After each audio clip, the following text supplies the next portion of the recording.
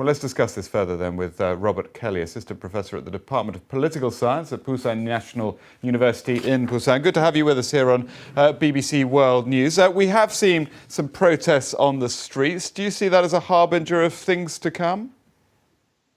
No, not really. The polling data has been running pretty strongly against President Park for a while.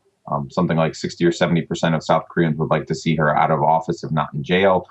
Her approval ratings have been in the single digits for months.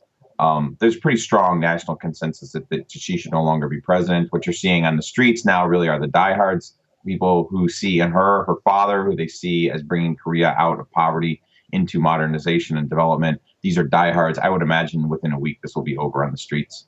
And what do you make of what's happened up until culminating, of course, with today? I mean, it seems very turbulent, but is this the democratic process in action? I think so. I'm actually quite proud of the Koreans. I don't mean to sound condescending, but I've been living here for 10 years. This is probably the best day I've actually lived here. I'm actually quite impressed at how they've done this. Very few democracies go the whole way through an impeachment process. The South Koreans did this without violence, without chaos. They followed the constitutional rules. Nobody's been killed. There's been no coup. This didn't turn into Arab Spring. That's a huge achievement for democracy, right?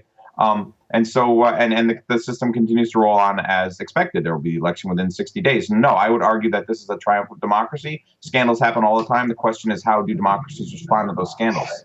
And what will it mean for the wider region? I think one of your children has just walked in. I mean, shifting sands in the region. Do you think relations with the North may change? I would be surprised if they do. Pardon me. My apologies. What's this going to mean for the region? My apologies.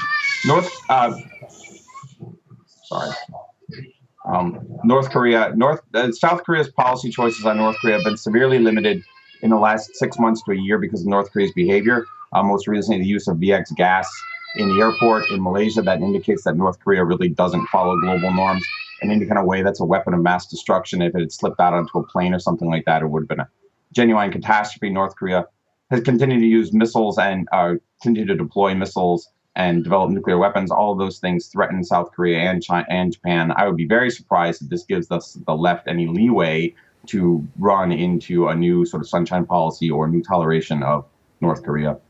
Robert, many thanks. That's the first time for everything. I think you've got some children who need you. Robert Kelly of Busan National University, thank you very much.